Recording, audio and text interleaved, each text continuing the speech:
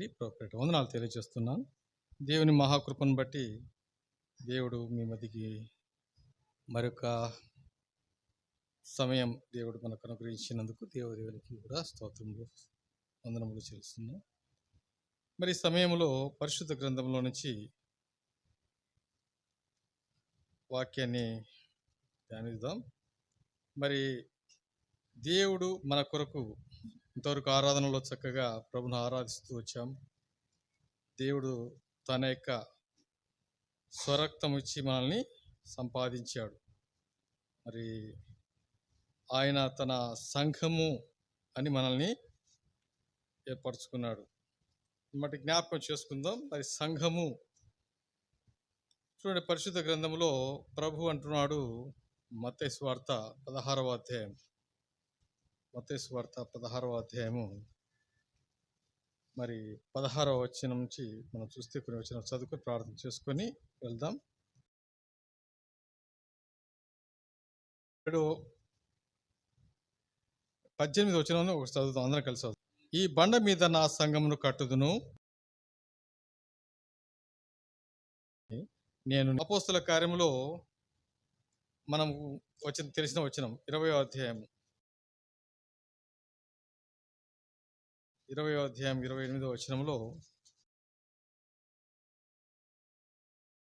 స్వరక్తం ఇచ్చి సంపాదించిన తన సంఘమును, అంటే తన స్వరక్తం ఇచ్చి సంపాదించిన తన సంఘము అంటే దేవుడు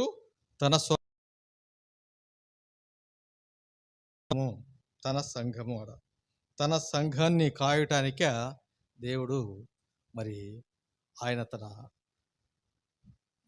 ఏర్పరచుకున్నటువంటి ఆయన సంఘములో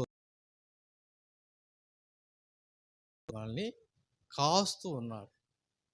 కాబట్టి ఈ అంశం ఏంటంటే సంఘము మనము సంఘముగా ఆయన సన్నిధిలో ఉన్నాం. తన స్వరక్తం ఇచ్చి సంపాదించిన సంఘము మనము. మరి సంఘము అంటే ఏమై ఉండాలా సంఘములో మనము అన్న విషయాన్ని జ్ఞాపకం చేసుకుందాం. పౌలు అంటాడు, మరి గలతీలోకి రాసిన పత్రికలో అక్కడ అంటాడు, ఆ సందర్భంలో అక్కడ మన పత్రికల్లో రాస్తూ అన్నట్టు సందర్భాలు మనం చూస్తాం. చూడండి, గలతీ పత్రిక 1వ అధ్యాయం 22వ వచనంలో ఏమంటాడంటే, క్రీస్తు నందున్న యూదయ సంఘం వారికి, అంటే మరి ఇక్కడ గలతీలో ఉన్న సంఘానికి అని 1వ అధ్యాయం 2వ వచనంలో చూస్తాడు. అక్కడ యూదయలో ఉన్న సంఘానికి అంటే సంఘము అంటే దేవుని యొక్క స్వరక్తముతో సంపాదించిన సంఘం. అయితే సంఘము అంటే ఆయా ప్రాంతాలను బట్టి ఫిలిప్పులో ఆ సంఘము, ఆ తర్వాత ఎఫెసీ సంఘము, ఇలా మన సంఘాలను ఆ ప్రాంతాలను బట్టి సంఘముగా ఉన్న సార్వత్రిక సంఘముగా మనము ఆయనందు. మరి కాబట్టి ఎఫెసీ పత్రికలో కూడా చూడండి, 1వ అధ్యాయం 22వ వచనం చూడండి. 1వ అధ్యాయం 22వ వచనంలో చూడండి ఏమంటాడంటే, మరియు సమస్తమును ఆయన పాదముల క్రింద ఉంచి సమస్తము పైన ఆయనను సంఘమునకు శిరస్సుగా నియమించెను. ఆయన ఎవరు అంటే యేసు ప్రభువారు. సంఘానికి శిరస్సు ప్రభు. కాబట్టి జ్ఞాపకం చేసుకుందాం, సంఘము తన యొక్క సంఘాన్ని కాస్తున్నాడు, అలాగే సంఘానికి శిరస్సుగా ప్రభు ఉన్నాడు అనే సత్యాన్ని మనము జ్ఞాపకం చేసుకుంటూ, మరి సంఘములో నువ్వు ఉన్నావు అంటే సంఘములో ఉన్నావా, సంఘము వెలుపల ఉన్నావా, అది చాలా ప్రాముఖ్యం. సంఘానికి వస్తూ ఉండి కూడా నేను సంఘములోనే ఉన్నాను అని అనుకుంటూ ఒకవేళ భ్రమలో ఉన్నావా చూద్దాం. వాక్యంలో పరిశీలన చేసుకుందాం, చిన్న ప్రార్థన చేసుకుని వెళ్దాం.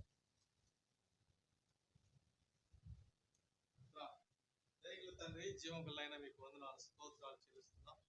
ఈ పరిశుద్ధ గ్రంథం లేఖనాలను బట్టి జ్ఞాపకం చేసుకుంటూ కొద్ది సమయం మీ సన్నిధిలో గడపబోతుండగా ఈ పరిశుద్ధ లేఖనాలను బట్టి మాతో మీరు మాట్లాడమని ప్రభువా, దీనులుగా తండ్రి ప్రభు మీ సన్నిధిలో సాగిలపడుతున్నాం. అల్పుని అయోగ్యుని ఎన్నికలి నన్ను కూడా మీ సన్నిధిలో తండ్రి నన్ను ఏర్పరచుకున్నారు. తండ్రి, ఈ మాటలు వినడానికి సిద్ధంగా ఉండగా మీరు దర్శించి మాట్లాడే బలపరచండి. మాతో మీరు మాట్లాడి ప్రభువా, మా జీవితాల్లో మాకు కావాల్సిన ఏర్పాట్లు స్థిరపరచమని వేడుకుంటున్నాం. యేసు పరిశుద్ధమైన నామములో స్తుతించి ప్రార్థించి వేడుకుంటున్నాం. ప్రేమేంటంటే దేవుని సంఘమా, పరిశుద్ధ గ్రంథంలో నుంచి మరి ఈ మాటలు మనం జ్ఞాపకం చేసుకుంటే చూడండి, గమనించండి.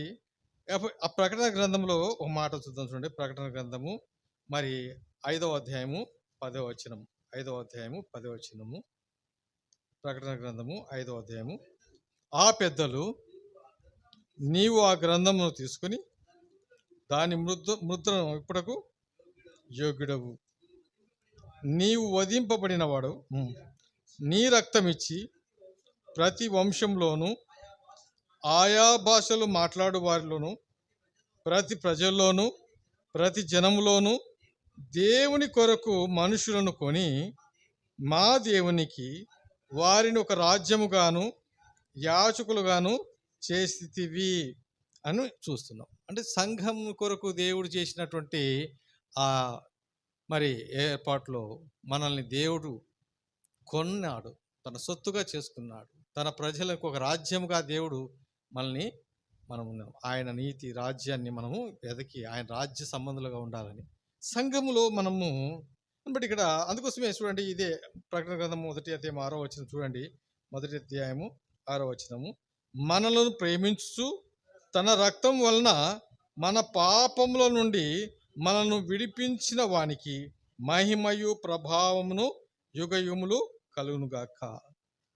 చూడండి, తన రక్తం వలన మన పాపముల నుండి మనను విడిపించిన వాడు. ఇంతకు ఆరాధనలో మన విమోచకుడు విమోచించిన మాటలు మనం చూసాం. విమోచించిన మన ప్రభువుని బట్టి మనం ఏం చేసాం? ఆరాధన చేశాం. ఈరోజు మన ప్రభు మనల్ని విమోచించాడని మనం అంటే ఇప్పుడు సంఘముగా ప్రభు తన రక్తంతో తన బిడ్డలుగా చేసుకున్నాడు. సంఘముగా మనల్ని ఉంచాడు. సంఘము అంటే మనము ఆయన శిరస్సు. సంఘం అంటే ఒక దేహముగా, సంఘానికి ఆయన దేహానికి శిరస్సుగా ఆయన ఉన్నాడని మనం చూస్తున్నాం. చూడండి, ఆదిమ సంఘములో కూడా అనమాట ఏంటంటే సంఘము అంటే గుర్తుపెట్టుకోండి. చూడండి, సంఘము, నువ్వు నేను సంఘములో ఒక అంగము. మనమందరము సంఘములో ఉన్నాము. సంఘము అంటే మనమే అనే సత్యాన్ని మనము గుర్తు చేసుకోవాల్సిన వారమే ఉన్నాము. అయితే గమనించవలసిన విషయం ఏంటంటే లేఖనాల ప్రకారం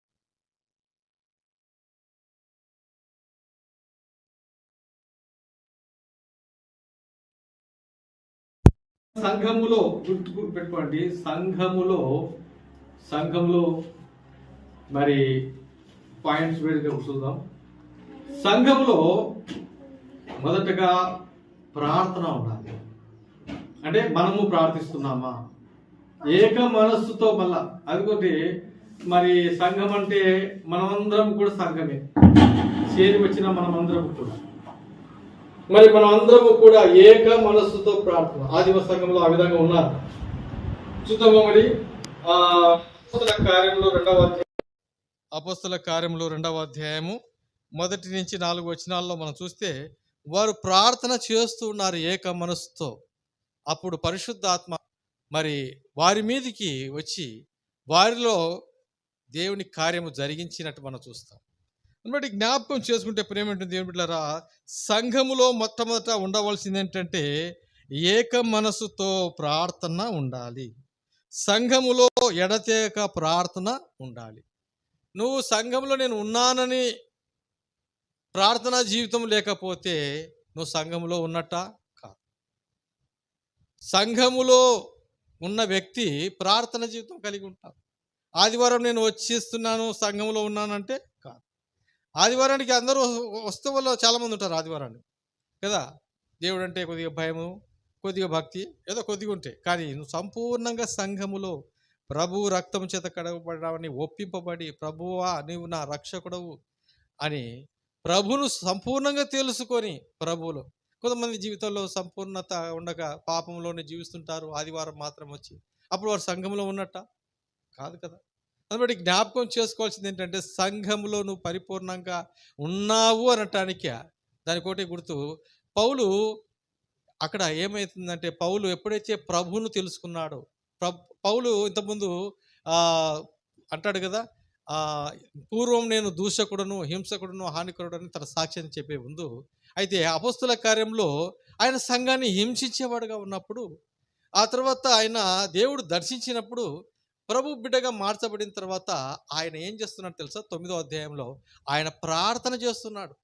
అంటే ఒక వ్యక్తి దేవుని బిడ్డగా నూతనంగా జన్మించాడు అంటే ఆ వ్యక్తి ఏం చేస్తాడంటే ప్రార్థన కలిగి ఉంటాడు. ఉదాహరణకి తల్లి గర్భంలో నుంచి శిశువు పుట్టిన వెంటనే ఏం చేస్తాడు? ఏడుస్తాడు. ఆ బిడ్డ ఏడ్చకపోతే డాక్టర్ ఏం చేస్తాడంటే ఆ బిడ్డని కాళ్ళు పైకి పెట్టి తల కిందికి పెట్టి ఈపు మీద ఒక దెబ్బ చప్పరిస్తాడు.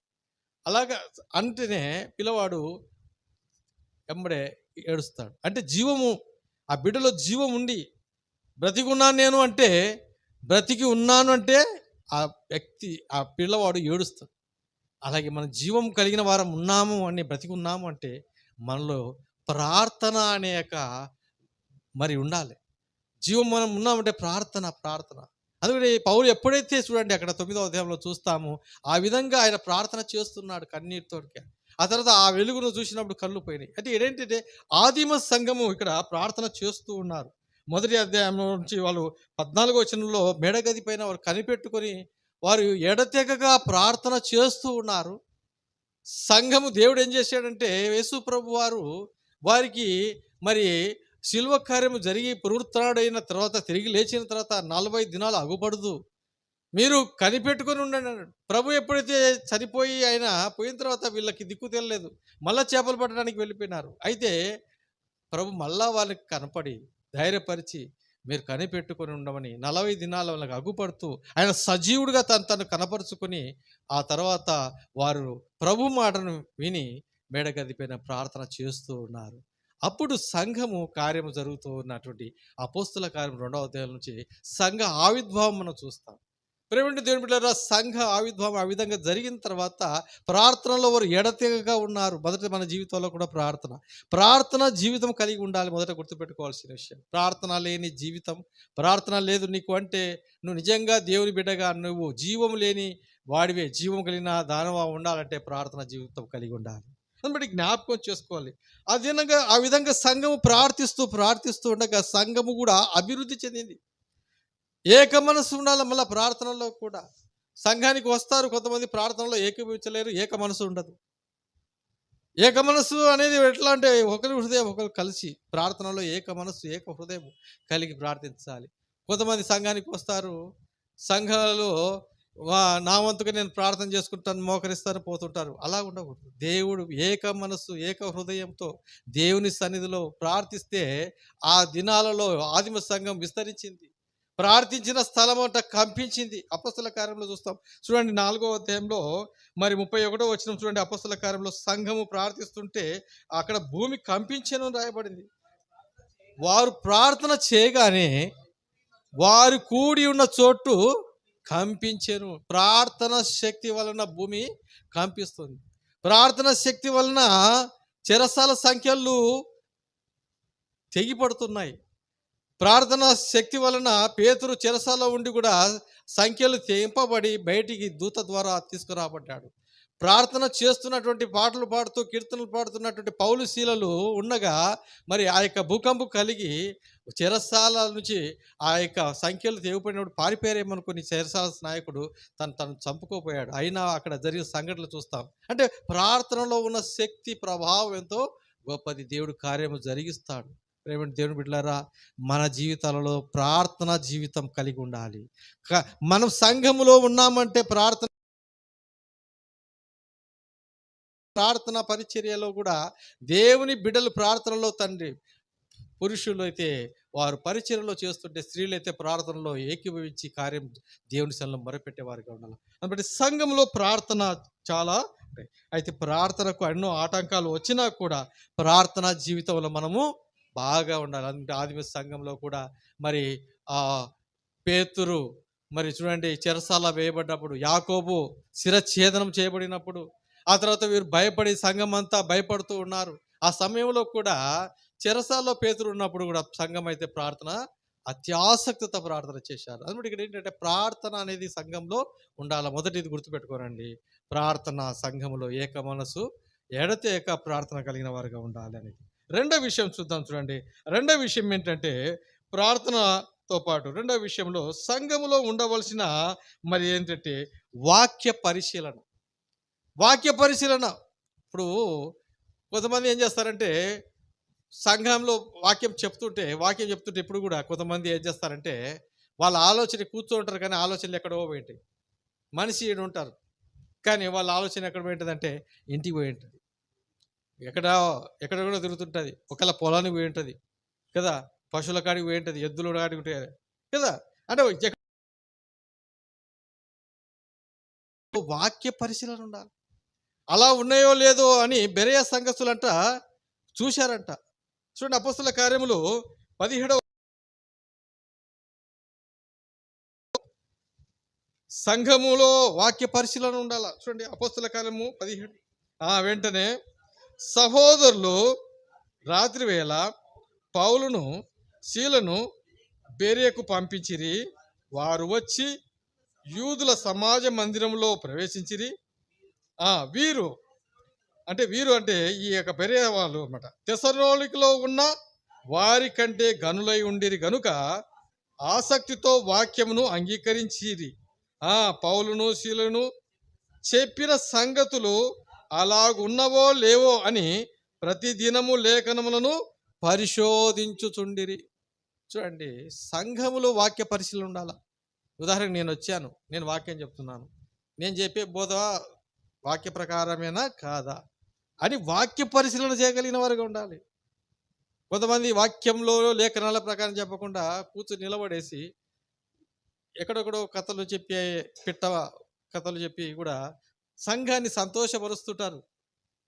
సంఘం దగ్గరకు సంతోషంతో కథలతో కాదు, మన ఆత్మీయ జీవితాలు ఎలా ఉండాలంటే యేసు ప్రభులో పునాది మీద గట్టబడాలి, బలంగా ఉండాలి. అందుబట్టి ఇక్కడ ఏంటంటే వాక్య పరిశీలన అలా ఉన్నవో లేదా పరిశీలన చేసుకోవాలి. అందుబట్టి ఆదిమ సంఘము ప్రార్థనలో ఉన్నారని లేఖన ప్రకారం చూశాము. అలాగే వాక్య పరిశీలన, వాక్యములు కూడా అలా ఉన్నవో లేదో అని ఆ బెరయ సంఘస్థులు మరి వారు ఎంత ఆ విధంగా పౌలు శీలలు వాక్యం చెప్తుంటే వాళ్ళ ఉన్నవో లేదంటే వాళ్ళు పరిశీలన చేశారంట. అందుబట్టి ఎంత గానులు వారు వాక్యములో మంచి దిట్ట అనమాట. కాబట్టి మనం కూడా సంఘంలో వాక్య పరిశీలన కలిగిన వారుగా ఉండాలి. చూడండి వాక్య పరిశీలన కలిగిన వారుగా ఉంటే బైబిల్లో ఏమేమి మనం చూస్తాం చూడండి. మొదటి మన చూద్దాం కీర్తనల గ్రంథంలో అండి 119వ కీర్తన వాక్యం మీద ఆసక్తి కలిగిన బిడ్డలు వాక్యాన్ని ఎంతగా చదివితే 119వ కీర్తన చూడండి 97వ వచనం చదవండి. 119:97 నీ ధర్మశాస్త్రము నాకెంతో ప్రియముగా ఉన్నది, దినమెల్లా దాన్ని ధ్యానించుచున్నాను. చూడండి నీ ఆజ్ఞలు నిత్యము నాకు తోడుగా ఉన్నవి. అంటే వాక్య పరిశీలనలో మనం వాక్యం చదువుతూ ఉంటే అది ఎంతో ప్రియముగా చదవాలి, ఆనందంతో సంతోషంతో తృప్తిగా. అంటే నీ వాక్యం జుంటి తేనె ధారల కన్నా మధురంగా ఉన్నాయంట. జుంటి తేనె కదా అంతకన్నా మధురంగా వాక్యం మీద అంత ఆసక్తి ఉండాలి. వాక్యం ఇప్పుడు మందిరానికి వస్తాం, తర్వాత ఇంటికి పోయినాక బైబిల్ చదువుతున్నామా? ఎంత చదువుతున్నాం? ఎప్పుడు చదువుతున్నాం? బైబిల్ మళ్ళీ ఆదివారమే తీస్తున్నామా? యెహోవా ధర్మశాస్త్రము దివారాత్రము ధ్యానించువాడు ధన్యుడు. దివారాత్రం ఇంటికి పోయి కూడా ఉదయమే లేచిన వాక్యం చదవాలా, ప్రార్థన చేసుకోవాలా. సంఘములో నీవు ఆత్మీయంగా బలపడుతున్నావు అంటే ఇక్కడ వాక్యాన్ని మళ్ళా తీసుకువెళ్ళి మళ్ళా పరిశీలన చేసుకొని చదువుతూ ఉండాలి. చూడండి తర్వాత 99వ వచనం చదవండి. అక్కడే 119:9 నీ శాసనములు నేను ధ్యానించుచున్నాను కావున. చూడండి నువ్వు ఇక్కడ ఈ మాటలు బాగా గుర్తుపెట్టుకోండి. చదువుతూ ధ్యానం చేస్తూ ఉండగా ఏమంట అక్కడ నీ శాసనములు నేను ధ్యానిస్తున్నగా కావున నా బోధకులందరికంటే విశేష జ్ఞానము కలదు. అంటే బోధకుల కంటే కూడా జ్ఞానం దేవుడిస్తాడు. ఎందుకు? నువ్వు చదివితే. అలాగా నువ్వు చదవకపోతే నీకేమొస్తుంది? తెలియదు, అర్థం కాదు. వాక్యాన్ని చదవాల. బోధకులకు దేవుడు దర్శిస్తాడు, వాక్యంతో దేవుడు మాట్లాడతాడు నీకు.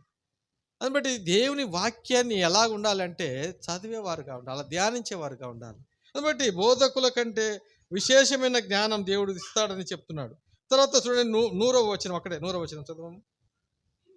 నీ ఉపదేశమును నేను లక్ష్యము చేసిన కావున, చూడండి, వృద్ధుల కంటే విశేషమైన జ్ఞానం అంటే వృద్ధులకు, పెద్దలు అంటే పెద్దల మాట ఎంతో జ్ఞానం కలిగినది. అంటే వృద్ధుల కంటే కూడా జ్ఞానం ఇస్తాడు దేవుడు. కాబట్టి వాక్యం మీద నువ్వు అంటే ఎంత లక్ష్యం ఇస్తే నిన్ను దేవుడు అంతగా వాక్య పరిజ్ఞానంలో వస్తుంది. కాబట్టి ఆదిమ సంఘంలో కూడా ఆ విధంగా వారు ధర్మశాస్త్రాన్ని అంతగా వారు ధ్యానం చేశారు. అలా ధ్యానం చేశారు కాబట్టే వాళ్ళు తెలుసుకొని ఇతరులకు బోధించారు. అలాగా వాక్యం కూడా ఆదిమ సంఘంలో విస్తరించింది. చూడండి, అపోస్తుల కార్యంలో 12వ అధ్యాయం 24వ వచనం చూస్తే, 12వ అధ్యాయం 24వ వచనం, వాక్యము ప్రబలింది అంట, మరి ఎక్కువగా ప్రబలింది అని. చూడండి 12:24, దేవుని వాక్యము ప్రబలమై వ్యాపించుచుండెను. చూడండి, దేవుని వాక్యము ప్రబలమై వ్యాపిస్తుంది అంటే ఎంతగా వాక్యాన్ని చదువుతూ ధ్యానిస్తూ ఇతరులకు చెబుతూ ఉన్నప్పుడు అలాగా. అది బట్టి జ్ఞాపకం చేసుకొని వాక్య పరిశీలన మనకి ఎంతో. వాక్యాన్ని చదవాలి. నువ్వు ఎంత చదివితే అంత దేవుని యొక్క వాక్య జ్ఞానంలో నువ్వు ఆత్మీయంగా ఎదుగుతావు. అంతేగాని సంఘంలో నువ్వు ఎంతసేపు ఉన్నా కూడా మరి వాక్యాన్ని కూడా చదవకుండా వచ్చి అలా పోతుంటే అలా ఉండవు. సంఘంలో ఎదగాలి, ఆత్మీయ స్థితిలో ఎదగాలి, జీవవాక్యాన్ని చదవాలి. చదువువాడు, వినువాడు, దాన్ని గైకొనివాడు ధన్యుడు అని రాయబడింది. చదివేవాడు, వినేవాడు, దాన్ని గైకొనేవాడు ధన్యుడిగా దేవుడి ధన్యులుగా వస్తాడు. కాబట్టి 2 విషయాలు చూసాం. 3వ విషయం ఏంటంటే సంఘములో సువార్త ఉండాలి. అంటే సంఘంలో నువ్వు ఉన్నావు అంటే, నువ్వు సంఘంలో ఉన్నావు అంటే ఇందాక మనమే సంఘం అంటే ఇవన్నీ మనలో ఉండాలి. అదే చెప్పేది. సంఘములో మనం ఉన్నామంటే మరి 2వ విషయం, మొదటగా ప్రార్థన, 2 వాక్య బాగా చదివే పరిశీలన, చదవడంలో, బోధించే విషయంలో, మూడో విషయం ఏంటంటే సువార్త. సంఘంలో సువార్త. చూడండి, సువార్త ప్రతి ఒక్కరి బాధ్యత. సువార్త ప్రకటించాలి. సువార్త ఎలా ప్రకటించడానికే మనము సంఘముగా వెళ్ళి చేస్తుంటాం సువార్త. అలా కాకుండా కూడా ఒక్కోసారి మాట్లాడుతూ కూడా సువార్త ప్రకటించవచ్చు. మన సాక్ష్యంతో కూడా సువార్త ప్రకటించవచ్చు. నా జీవితం ఒకప్పుడు నేను ఇలాగ దుర్మార్గంగా ఉన్నాను, ఈ విధంగా నేను అంటే దుర్మార్గంగా ఉన్నవాళ్ళు దుర్మార్గం చెప్తారు. ఒకవేళ దొంగతనము, కొన్ని మన యొక్క పాత జీవితంలో ఎలా ఉన్నామో ఆ పాత జీవితంలో నుంచి మార్పు చెందిన జీవితంలో ఎలా వచ్చానో చెప్పడమే మన సాక్ష్యం. కాబట్టి మన సాక్ష్యాన్ని మనం చెబుతూ ఉంటే వాళ్ళు తెలుసుకొని, యేసు ప్రభు నేను ఎరిగాను, ఆయన నన్ను మార్చాడు, దేవుడు నన్ను దర్శించాడు అని చెప్పి సువార్తను ప్రకటించడం అంటే మన సాక్ష్యం ద్వారా సువార్తను ఇతరులకు చెప్పడమే సాక్ష్య జీవితం. అందుబట్టి జ్ఞాపకం చేసుకోండి. తర్వాత చూడండి, అక్కడ రాయబడిన మాట అపోస్తుల కార్యంలో 11వ అధ్యాయంలో మనం చూస్తాం. చూడండి, మరి మాట్లాడుతూ సువార్త చేసినటువంటి వారు ఉన్నారు అక్కడ సంఘం. 11వ అధ్యాయం అపోస్తుల కార్యం 11వ అధ్యాయం 20వ వచనం, 11:20. చూడండి, కురేనులు కొందరును వారిలో ఉండేది. వీరు అంత్యోకయకు వచ్చి క్రీస్తు దేశపు వారితో, చూడండి, మాటలాడుచు ప్రభు అయిన యేసును గూర్చి సువార్త ప్రకటించిరి. ప్రభు అయిన యేసును గూర్చిన సువార్త ప్రకటించిరి. మాట్లాడుతూ అక్కడ రాయబడిన మాటల అంటే కురేనులు ఉన్నారు. మరి ఆ ప్రాంతంలో ప్రజలకి వారు మాట్లాడుతున్నప్పుడు వారు తమ సాక్ష్య జీవితాన్ని మాట్లాడుతూ సువార్త ప్రకటిస్తున్నారు. అలాగే 21వ వచనం కూడా చూడండి, 21వ వచనం కూడా, ప్రభు హస్తం వారికి తోడై ఉండెను గనుక నమ్మిన వారు అనేకులు ప్రభు తట్టు తిరిగిరి. అంటే ప్రభు తట్టు నమ్మిన వారు, వాళ్ళకి సువార్త ప్రకటింపబడిన తర్వాత వారు కూడా తెలుసుకొని ప్రభు తట్టు తిరుగుతారు. ప్రేమైనటువంటి వారులారా, మన జీవితంలో మనం కూడా ఒకప్పుడు అంతే కదా. మనమందరం కూడా ప్రభుని తెలుసుకోవటానికే మనము సువార్త ద్వారానే ప్రభును తెలుసుకో. ఒక జీవితం అంతే, పాత జీవితంలో ఎలా జీవించిట్టాం కదా, మన జీవితాన్ని దేవుడు మార్చాడు. కాబట్టి ప్రేమైనటువంటి వారులారా గమనించండి. అయితే సంఘములో వాక్య పరిశీలన మనం చూస్తూ వచ్చాము. తర్వాత సంఘములో సువార్త ఉండాలనేది కూడా మనం చూస్తున్నాం. మరి మనకు 4 సువార్తలు ఉన్నాయి. కానీ ఐదో సువార్త ఎవరు? మనమే. ఐదో సువార్త మనమే. కాబట్టి 4 సువార్తలు ఉన్నాయి. ఐదో సువార్త నువ్వే అని ప్రకటింపబడాలి. నిన్ను చూస్తారు. ఒకప్పుడు నీ జీవితాన్ని పరిశీలన చేసి నిన్ను చదువుతారు. అప్పుడు వారు నిజంగా ఒకప్పుడు ఎలాగా మాకు తెలిసినటువంటి ఒక స్త్రీ ఉండే. ఆమె చాలా బూతులు మాట్లాడుతుంది. ఆమె గురించి ఆమెతో మాట్లాడితే కొట్లాడితే అట్లాంటి మనిషి అని. ఆమె మారిన తర్వాత ఆమెనా ఆమె మారిందే. మారిన మనిషి మారితే పాత జీవితానికి కాక కొత్త జీవితంలో ఆ రూపాంతరం అంటే మనిషి మారాల. నిజంగా మనిషిలో ఆ యొక్క గయ్యాళితనం అయితేనేమి, ఆ తర్వాత కొట్లాడితనం అయితేమి, బూతులాడే మాటలైతేమి అన్నీ లేకుండా మనిషి నెమ్మదిగా అలా మనిషి నిజంగా ఎలాగ మారింది అది బట్టి చూస్తుంటే కొంతమంది జీవితకు నేను కదా ఎంతో మంది సాక్ష్యం మనం చూస్తూ ఉంటాం. అలాంటి వ్యక్తుల జీవితాల్లో మార్పు చెంది దేవుని బిడ్డలుగా వారి జీవితాల ద్వారా సువార్త ప్రకటింపబడడం అనేది మనం చూస్తున్నాం. మన జీవితాలను బట్టి కూడా సువార్త ప్రకటింపబడాలి అన్న సత్యాన్ని మనం జ్ఞాపకం చేసుకోవాలి. మాట్లాడుతూ చెప్పాలి సువార్త. మన సాక్ష్యంతో చెప్పాలి. మాట్లాడుతూ అంటే మనం పోతుంటాం, ప్రయాణిస్తుంటాం, బస్సులో ప్రయాణిస్తుంటాం. మన పక్క వారిని మనము ఎక్కడికి వెళ్తున్నారమ్మా, యా ఊరికి వెళ్తున్నామ్మా అని పరిచయం చేసుకుని నేను నాది ఈ ఊరేది ఆ ఊరికి పోతున్నాను అని పలకరించేసి మనం మాట్లాడుతూ కూడా మన గురించి మనము అది పరిచయం చేసుకొని సువార్త కూడా చెప్పడానికి ఆస్కారం ఉంది. కాబట్టి ప్రేమిటి వారులారా సువార్త ప్రకటించాలి, సువార్త ప్రకటింపబడాలి అది జ్ఞాపకం సంఘము ద్వారా అని. మనమే సంఘం అయితే సంఘం ద్వారా సువార్త ప్రకటింపబడడం అనేది ఉండాలి. తర్వాత 4వ విషయం ఏంటంటే సంఘములో సత్క్రియలు ఉండాలి. సంఘంలో సత్క్రియలు ఉండాలి. సత్క్రియలు అంటే మంచి కార్యాలు. కాబట్టి మంచి కార్యాలు మనము ఏం చేయాలి అని చూడండి. అపొస్తలుల కార్యములో చూడండి 9వ అధ్యాయం 36వ వచనం చూస్తే అక్కడ మరి సంఘములో ఉన్న ఆ యొక్క స్త్రీ చేసినటువంటి కార్యాలను బట్టి చూడండి. ఇక్కడ 36వ వచనంలో చూస్తాం.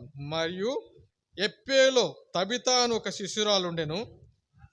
ఆమెకు భాషాంతరమున దొరక అని పేరు. చూడండి, ఆమె సత్క్రియలను ధర్మకార్యములను బహుగా చేసి ఉండేను. అంటే ఆమె చూడండి, ఆమె సత్క్రియలు, ఆమె మంచి కార్యాలు కదా, ధర్మకార్యాలు చేసినటువంటి విషయాలను వెల్లడిపరచడం తర్వాత అనుకుంటారు. కాబట్టి ఆ సంఘంలో ఆమె ఉంది, కానీ ఆమె చనిపోయినప్పుడు అక్కడికి పేతురు వస్తారు. అయితే ఇక్కడ ఏమిటంటే ఆమె గురించి రాయబడ్డ మాటలు అది తర్వాత ఆమె పేతురు బ్రతికిస్తారు. చూడండి, ఆమె చేసిన పని గురించి అక్కడ ప్రజలు అనుకుంటారు. కాబట్టి సంఘంలో ఏముండాలంటే సత్క్రియలు ఉండాలి. సంఘంలో నేను వస్తున్నాను పోతున్నాను ఇంకా అయితే నేను మాత్రమే ప్రార్థన చేసుకుంటాను, నేను మాత్రమే వాక్యం వింటాను కాదు. కొన్ని సందర్భాల్లో మనం ప్రేమించేవారుగా ఉండాలి. ఆ ప్రేమకు గుర్తుగా కదా మన దేవుడు లోకాన్ని ప్రేమిస్తున్నాడు కాబట్టి ఏమిచ్చినాడు? దేవుడు ప్రేమించినాడు కాబట్టి తన ప్రియకుమారిని ఇచ్చినాడు. ఆ ప్రియకుమారుడు వల్ల మనకు విమోచన కలిగింది.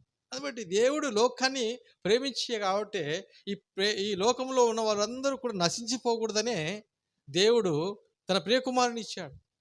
అందుకోసమే ఏలైనా మనకు శిశువు జన్మించాడు. ఆయనకు ఏం పేరు? ఆశ్చర్యకరుడు, ఆలోచనకర్త, బలవంతుడైన దేవుడని, నిత్యుడకు సమాధానకర్త యొక్క అధిపతిని ఆయన పేరు. ఆయన పేరు చాలా పెద్దది. ఆయన పేరు గురించి కదా, ఆయన నామం గురించి ఉదయకాలం ఆరాధన చేసాము. ఆయన నామము మనము ఆయన గురించి వర్ణించలేము. ఆయన సర్వోన్నతుడు. ఆయన గురించి అనుకుంటూ పోతుంటే అందుకు సందేశం. అందుబట్టి ప్రియమైన దేవుని బిడ్డలారా, ఆయన ఆశ్చర్యకరుడుగా ఉన్నాడు. అందుబట్టి ఆయన గురించి మనకు ఆయన ప్రభువైన యేసుక్రీస్తు కుమారుడుగా జన్మించాడు. ఆ కుమారుడు మనకు అనుగ్రహింపబడ్డాడు. కుమారుని ముద్దు పెట్టుకోవాలన్నాడు. ముద్దు పెట్టుకోకపోతే అంటే ప్రేమించి ఆయన చేసిన కార్యాన్ని బట్టి ప్రభువును తెలుసుకోవాలా, ప్రభు రక్షణను అది ఈ లోకాల కొరకు ప్రభు ఆయన మనకిచ్చాడు. కాబట్టి ఆయనే మనకు ఒక గిఫ్ట్గా, తండ్రి అయిన దేవుడు కుమారుని గిఫ్ట్గా ఇచ్చాడు. ఆయన మన కొరకు ప్రాణం పెట్టి చనిపోయి బలియాగమయ్యి మనకు విమోచన కార్యము అనగా పాపం నుంచి శాపం నుంచి విడుదల మనకు కలిగింది. ప్రేమ దేవుని బిడ్డలారా, దాన్ని బట్టి మనం సంఘముగా దేవుడు సమకూర్చాడు, మనకు రక్షణ వచ్చింది, లోకంలో నిరీక్షణ కలిగి జీవిస్తున్నాం. ఆ తర్వాత సత్క్రియలు అనేది మనం చేయాలి సంఘం ద్వారా. కొంతమందికి దాతృత్వం మనం కలిగి ఉండాలి, ఇతరులకు సహాయం చేసేవారుగా ఉండాలి. ఇక్కడ చూస్తున్న మాటలు బట్టి చూడండి, తిమోతికి రాసిన పత్రికలో, తిమోతికి రాసిన పత్రిక చూడండి, తీతులో చూద్దాం. చూడండి, తీతుకు రాసిన పత్రిక, తీతుకు 2వ అధ్యాయము చూడండి. ఆయన సమస్తమైన దుర్నీతి నుండి మనల్ని విమోచించి చూడండి, సత్క్రియలందు ఆసక్తి కలిగిన ప్రజలను తన కోసము పవిత్రపరుచుకొని చూడండి, తన సొత్తుగా చేసుకునే కొరకు తను తానే మన కొరకు అర్పించుకొని. అంటే సత్క్రియలందు ఆసక్తి కలిగిన ప్రజల కోసం ప్రభు తను తానే మన కొరకు అని సత్క్రియలు కలిగి ఉండాలి.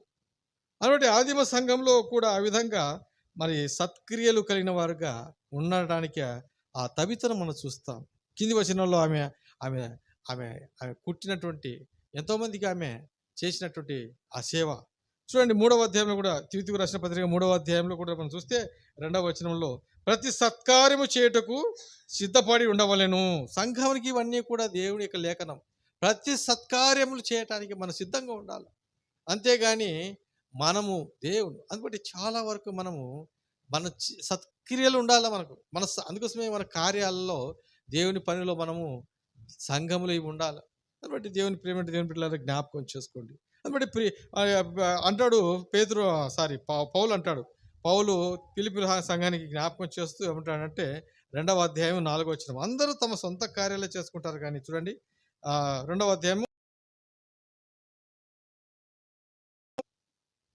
ఫిలిప్పీ పత్రిక 2వ అధ్యాయము 4వ వచనం, మీలో ప్రతివాడును తన సొంత కార్యములనే గాక చూడండి ఇతర కార్యాలను కూడా చూడవలను. అంటే సొంత కార్యాలనే కాక ఇతరుల కార్యాలను కూడా చూడాలి.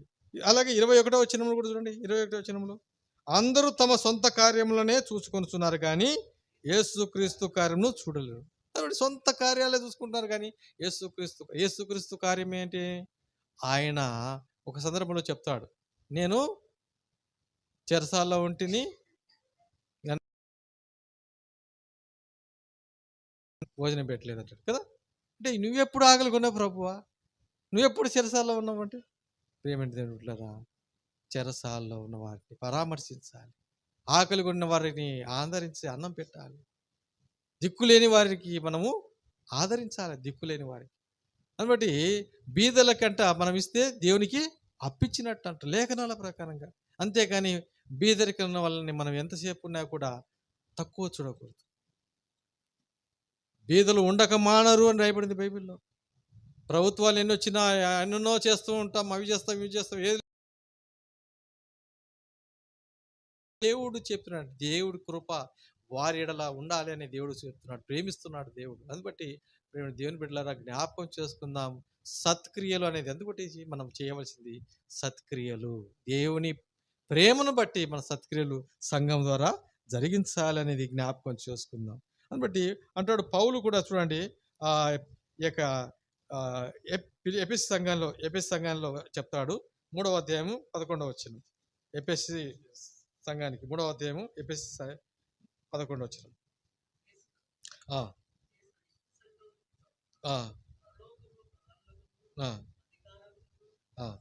చూడండి, సంఘము ద్వారా తన యొక్క నానా విధమైన జ్ఞానము ఇప్పుడు తెలియబడవలనని ఉద్దేశించి, ఇది గుర్తుపెట్టుకోండి, సంఘము ద్వారా తన యొక్క నానా విధమైన జ్ఞానము ఇప్పుడు తెలియబడవలనని ఉద్దేశించి శోధింప శక్యము కానీ క్రీస్తు ఐశ్వర్యమును అన్యజనులలో ప్రకటించుటకును సమస్తమును సృష్టించిన దేవుని యందు పూర్వకాలము నుండి మరుగై ఉన్న ఆ మర్మమును గురించి ఏర్పాటు ఎటుతో అందరికీ తేటపరచబడవాలని పరిశుద్ధులందరిలో అత్యల్పుడనైన నాకు ఈ కృప. దేవుని కార్యాల గురించి చెప్తున్నాడు, దేవుని యొక్క మర్మాన్ని తెలియపరుస్తున్నాడు, సంఘానికి ఎపిసి సంఘానికి తెలియపరుస్తూ మాట్లాడుతున్నాడు. ప్రేమ దేవుని బిడ్డలారా, ప్రతి లేఖన వచనాల ద్వారా మనం బాగా తెలుసుకుంటే, దేవుడు దర్శిస్తుంటే, దేవుడు అందుబట్టి ఆ కృప నాకు అనుగ్రహింపబడింది అని పౌలు అంటున్నాడు. అందుబట్టి ప్రేమ దేవుని బిడ్డలారా మన ఆత్మీయ జీవితంలో సంఘములో నువ్వు ఉన్నావంటే, ఆయన స్వరక్తంతో సంపాదించిన సంఘములో నువ్వు ఉన్నావు అంటే, ఆయన బిడ్డగా నువ్వు సంపూర్ణత కలిగిన బిడ్డగా ఉండాలంటే ఇవన్నీ ఉండాలి. అంతేగాని నా జీవితంలో నేను వస్తున్నా పోతున్నా అంటే కాదు. మన ఆత్మీయ స్థితిలో అభివృద్ధి చెందాలి. మన ఆత్మీయ జీవితంలో అభివృద్ధి కలిగిన వారుగా ఉండాలి. అని బట్టి జ్ఞాపకం చేసుకుందాం. తర్వాత నా ఐదో విషయంలో సంఘములో దాతృత్వం కలిగి ఉండాలి. దాతృత్వం అంటే ఇచ్చే విషయం.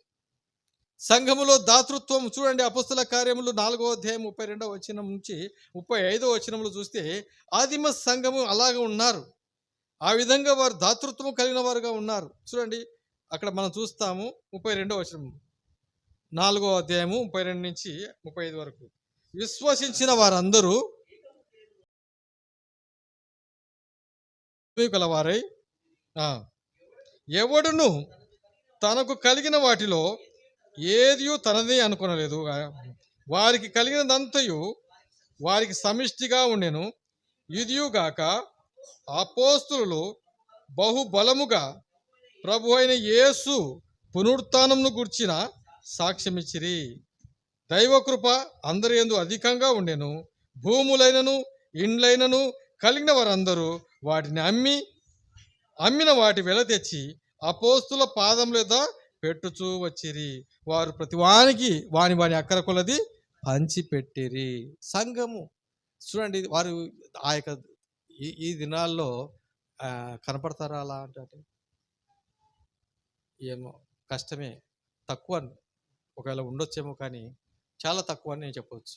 ఎందుకంటే దేవుని సంఘక్షేమం కొరకు అలాగా ముందుకు సాగి దేవుని పని కొరకు దాతృత్వం కలిగి తమ భూములను ఆస్తులను అమ్మి వారు పంచి పెట్టారని మనం చూస్తున్నాం. అని బట్టి దేవుని పని, అందుబట్టి దాతృత్వం చాలా దేవుని కొరకు. అందుబట్టి కొరింథీ పత్రికలో మనం చూస్తాము. 2వ కొరింథీ పత్రికలో 8వ అధ్యాయంలో మనం చూస్తే అక్కడ రాయబడిన మాట ఏంటంటే చూడండి, ఆ యొక్క సంఘస్థులు ఎంత గొప్పవారో రాయబడింది. 2వ కొరింథీ పత్రిక 8వ అధ్యాయము 1-2 వచనాలు. సహోదరులారా, మాసిదోనియా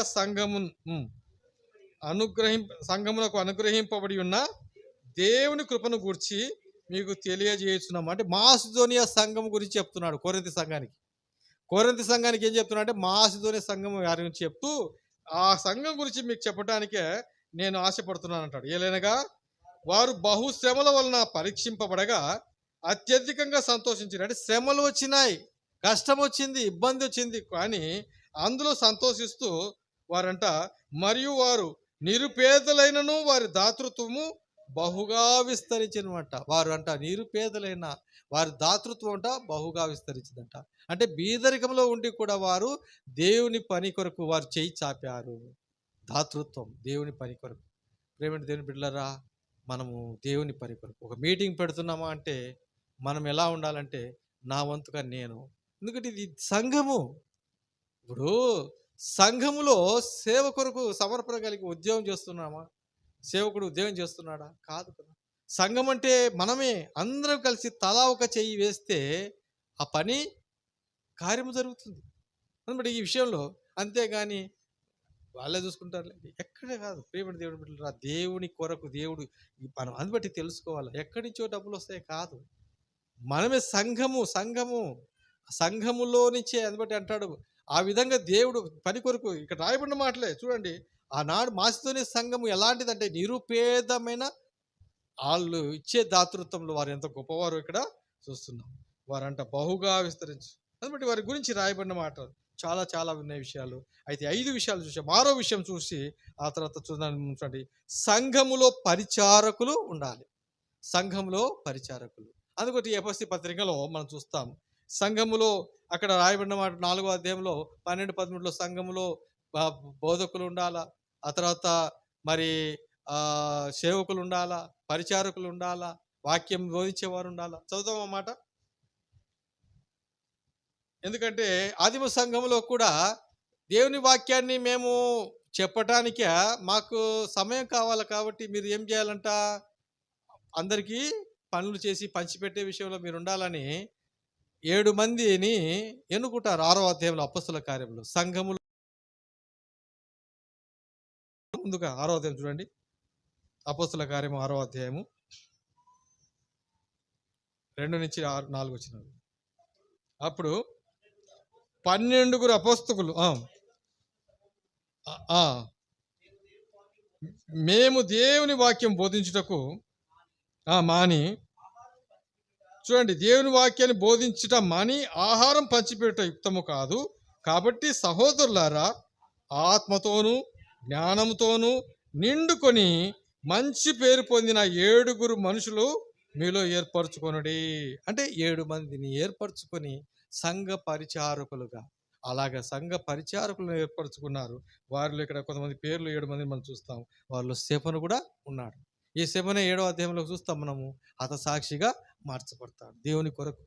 ఆ హతసాక్షిగా మార్చబడినప్పుడే పౌలు మారు మనసు పొందుతాడు, తెలుసుకుంటాడు, దేవుడు దర్శిస్తాడు. అతన్ని చంపినప్పుడు అతను ఆ యొక్క వస్త్రాల దగ్గర ఉంటాడు, వాటికి సాక్షిగా ఉంటాడు. అలా తర్వాత హింసించేవాడుగా ఉన్నాడు. అలాంటి వ్యక్తి దేవుడు మార్చినాడు. అందుబట్టి ఒక దేవుని కొరకు హతసాక్షులైతే, అందుబట్టి అంటాడు, గోధుమ గింజ భూమిలో పడి చస్తే అది విస్తారంగా పడుతుంది. అంటే సంఘము అభివృద్ధి చెందడానికి, సంఘం శ్రమల గుండా వెళ్ళినప్పుడు కూడా, శ్రమైన కష్టమైన ప్రభు కొరకు జీవించిన వారు తమ జీవితాలను పెట్టారు. సంఘము అభివృద్ధి చెందుతూ వచ్చింది. అందుబట్టి ప్రేమ దేవుని బిడ్డలారా, దేవుడి కొరకు సంఘములో నువ్వు ఉన్నామంటే, దేవుని బిడ్డగా మన బాధ్యత మనం గుర్తు చేసుకోవాలి. అది గుర్తు చేసుకుంటానికి దేవుని వాక్యమే. అందుబట్టి జ్ఞాపకం చేసుకుందాం. చూడండి, ఇక్కడ రాయబడిన మాటలో ఎఫెసీ సంఘంలో కూడా చూస్తున్నాం. 4వ అధ్యాయంలో 12-13 చూద్దాం. చూడండి ఆ మాట. 4వ అధ్యాయము 12-13లో,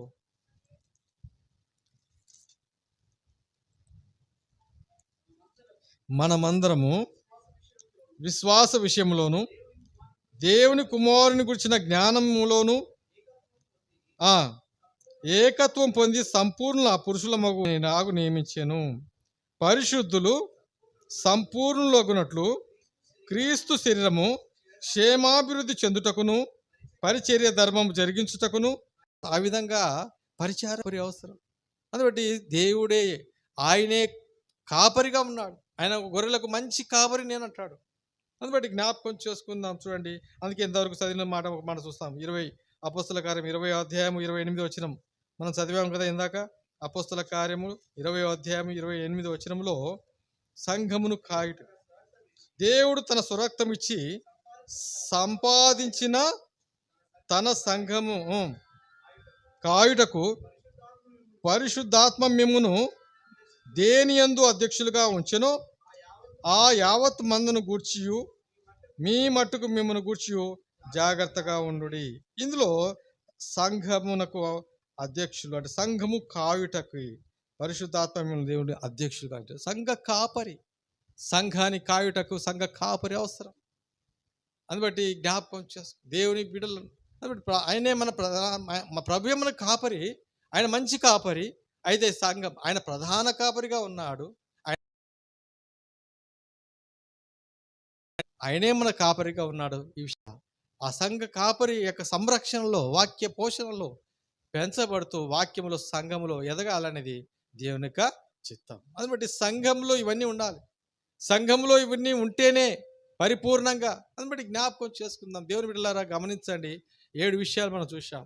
7 విషయాలు ఏమేమిటి మొదటగా గుర్తుపెట్టుకుని ముగించుకుందాం. చూడండి, సంఘములో మొట్టమొదట ప్రార్థన, ఏక మనస్సుతో ఆదిమ సంఘం ప్రార్థిస్తూ కనిపెట్టుకుని ఎడతెగ ప్రార్థిస్తూ వచ్చారు.